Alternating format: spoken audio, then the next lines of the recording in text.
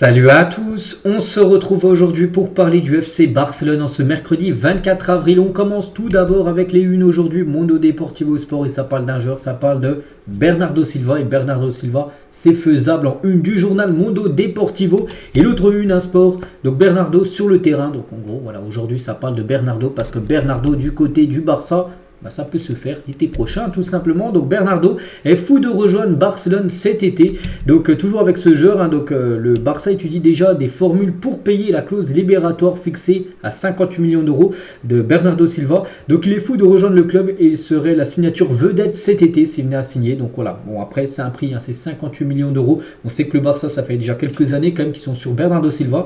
Peut-être sur cet été 2024, c'est peut-être le bon été, on peut dire, pour signer ce genre de classe mondiale. C'est un très très bon joueur, bien sûr, Bernardo Silva, qui a été tellement important pour Manchester City la saison dernière avec le triplé, bien sûr, pour cette équipe.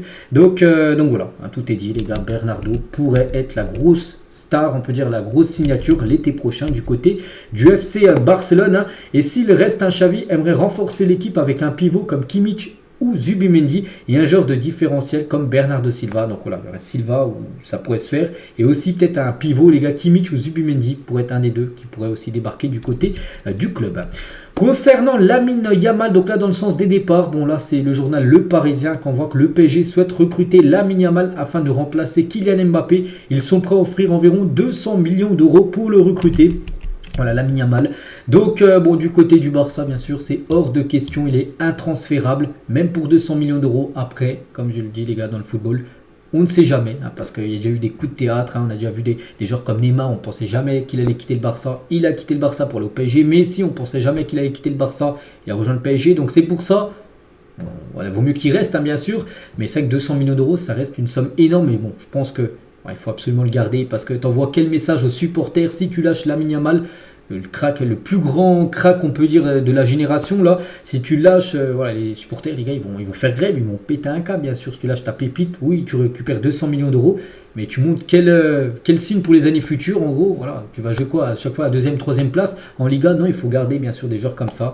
Donc voilà, mais bon, le PSG. Voilà, d'après le journal Le Parisien, pourrait proposer 200 millions d'euros pour Lamine Yamal.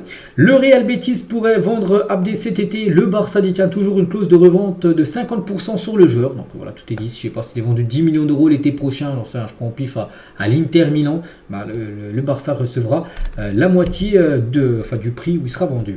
Aurélien Romeu pourrait revenir à Gérone la saison prochaine. Bon, je pense que c'est une bonne nouvelle pour tout le monde. Déjà pour le Barça de laisser filer Aurélien Romeu qui n'a pas le niveau pour jouer à Barcelone. Et je pense pour le joueur, parce que son temps de jeu là est très limité et même lui doit le savoir il est plutôt faible pour jouer dans une équipe comme le Barça et doit retourner à Gérone où il était bon bien sûr les années précédentes. Donc voilà, concernant Aurélien Romeu, ça sent déjà la fin. Selon un sondage Mundo Deportivo, 72% des fans de Barcelone aimeraient que le club vende Rafinha si une bonne offre arrive. Voilà, c'est une belle offre parce que lui là les gars, ces derniers matchs étaient importants. On se souvient, le match de Ligue des Champions, lui il a répondu présent. Il y a plein de joueurs qui ont été nuls lors des matchs de Ligue des Champions, surtout lors de la double confrontation contre le PSG, mais lui a répondu présent avec quand même 3 buts inscrits en 2 matchs contre le PSG. Donc, mais les supporters pourraient quand même le vendre, ils aimeraient plutôt le vendre si une belle offre arrive, je ne sais pas combien, un prix 1 million d'euros. Et là, les supporters préféraient bien sûr le voir sur le départ Rafinha. Le Barça travaille sur la planification d'un match amical international à la fin de la saison pour gagner de l'argent. Et ça va certainement se faire. On a pu voir un match la saison dernière, souvenez-vous, quand la saison avait été finie, il y avait un match qui avait été joué en Australie, où le Barça avait fait aller-retour en 24 heures pour jouer seulement ce match qui avait rapporté quand même 5 millions d'euros. Il y avait eu le match aussi aux États-Unis contre c'était le club américain en décembre dernier, il y a quelques mois. Donc il devrait avoir également un match là en fin de saison, un match amical qui devrait être organisé où le Barça pourrait récupérer aussi 5 millions d'euros. Donc c'est énorme, 5 millions d'euros sur une rencontre, voilà pour faire regagner de l'argent. Et parce qu'il y a du manque à gagner avec la non-qualification en demi-finale, avec la non-qualification Coupe du Monde des clubs. Il faut essayer de chercher de l'argent un peu ailleurs. Et voilà, avec peut-être ce match amical qui devrait certainement être organisé très prochainement. Et le Barça aussi travaille sur des accords avec des investisseurs potentiels de Dubaï et des États-Unis pour aussi que des investisseurs investissent dans le Barça. Donc aussi, ce qu'est en train de gérer, on peut dire, Juan Laporta. Et le Barça, les gars, gagnerait 6 millions d'euros pour terminer deuxième de la Liga et se qualifier pour la Super Coupe d'Espagne. Donc voilà aussi l'objectif, puisqu'on sait que la première place, même si mathématiquement c'est encore jouable, je pense tous les supporters, voilà, on dit que voilà, maintenant c'est fini. L'objectif, finir deuxième, parce que deuxième, déjà quand tu es plus haut au classement, plus tu gagnes des places, plus tu gagnes d'argent par rapport aux droits TV, tout ça. Et voilà, aussi une qualification en Super Coupe d'Espagne, c'est 6 millions d'euros. Donc voilà, tu t'assis pas sur 6 millions d'euros, non pas du tout. Surtout pour un club en difficulté financière comme le FC Barcelone. Donc voilà l'objectif, finir deuxième devant Gérone, parce que Gérone, n'oublie pas, ils sont à 2 points derrière.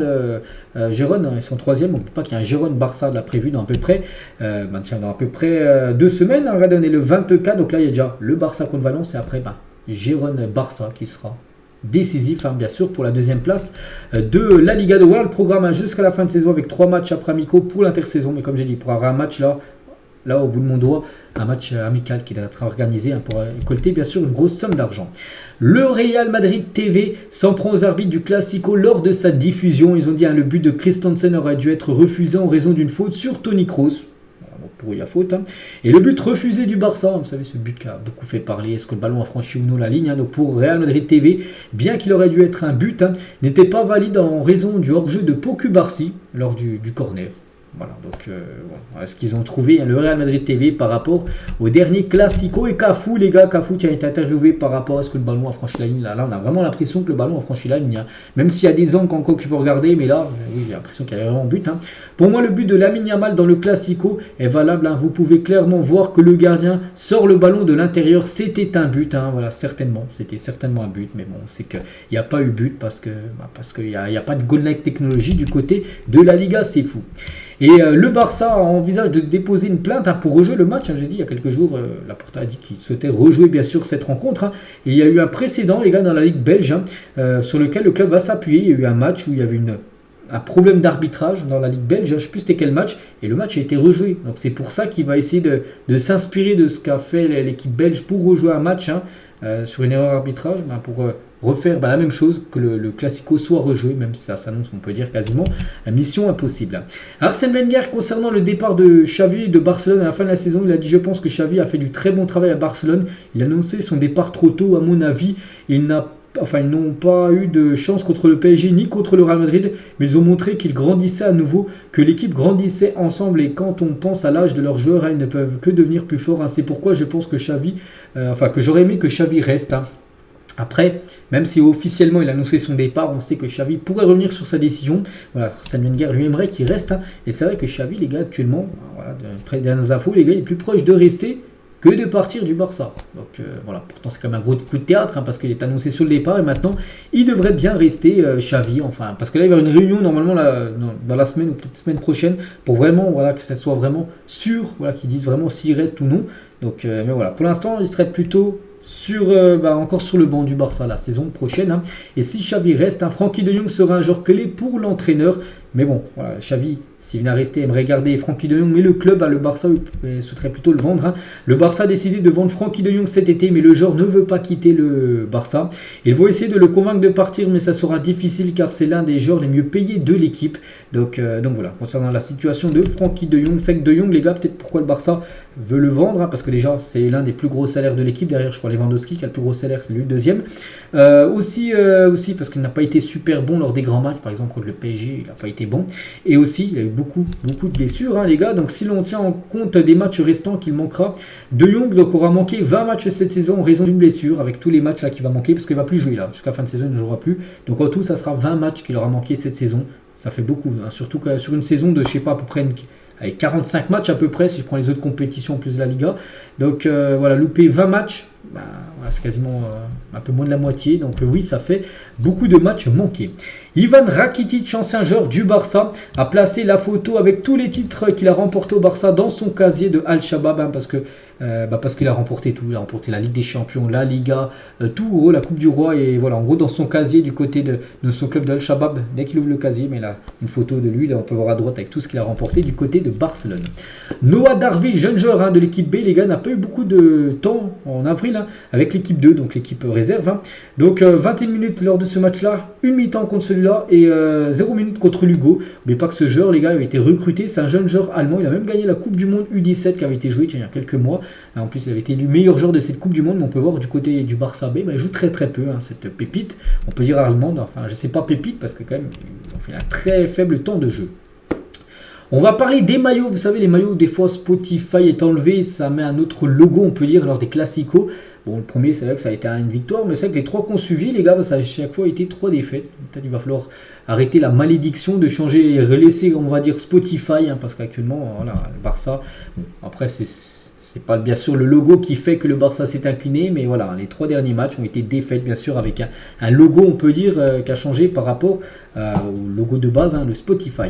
Et au Barça, il pense que la saison prochaine, la question du maillot pourrait être définitivement résolue et que le renouvellement pourrait être signé avec Nike. Hein, un contrat de 100 millions d'euros par an, 20 millions de variables, en gros de bonus, hein, et une prime de renouvellement de 100 millions d'euros. Donc voilà ce que devrait proposer Nike, en gros. Ça pourrait satisfaire le Barça qui pourrait du coup prolonger. Et voilà, prolonger, il y aura une prime de signature de renouvellement de 100 millions d'euros. Et après 100 millions d'euros par an, n'oubliez pas que Nike proposait 80. Donc là, il pourrait monter de 20 millions d'euros et aussi proposer encore 20 de bonus. Donc voilà, ça sera en gros plus 40 hein, par rapport au contrat actuel, avec les bonus compris. Donc c'est pour ça que Nike, il y a des chances en gros que ça continue avec le FC Barcelone. Et tiens, on finit. Dernière photo du jour. Hein.